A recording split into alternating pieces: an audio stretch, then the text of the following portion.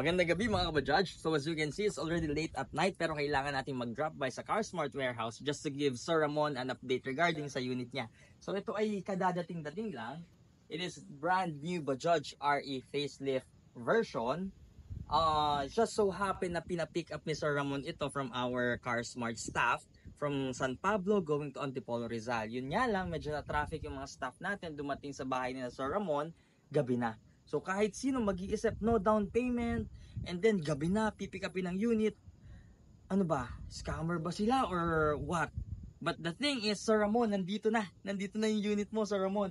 Ready na to para mas pumogi pa ng todo. So hindi kami scammer, Sir Ramon.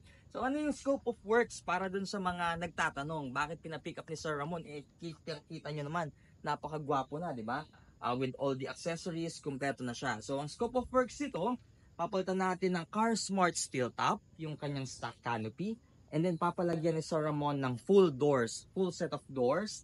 And then yung mga minor retouch, nilibre na lang natin of course kay Sir Ramon. Kasi mabait naman kausap si Sir eh. And then ganun naman tayo dito sa CarSmart. Hindi naman tayo como kalakibot, may bayad. Yung kaya nating ilibre, walang problema. Madali naman tayong kausap. Kaya ikutan natin yung unit ni Sir Ramon. Makikita nyo, pogi-pogi, gwapong-gwapo na, di ba?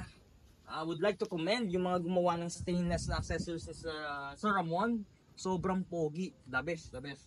Magtulong-tulungan tayong lahat para papugiin natin lahat ng RE sa buong Pilipinas. Okay? Sir Ramon, again, binigyan lang namin kayo ng update. Nandito na po. Then starting tomorrow, start na namin. Bilang kayo sir, within 2 to 3 weeks, babalik namin to ng poging-pogi. Maraming salamat, Sir Ramon. God bless.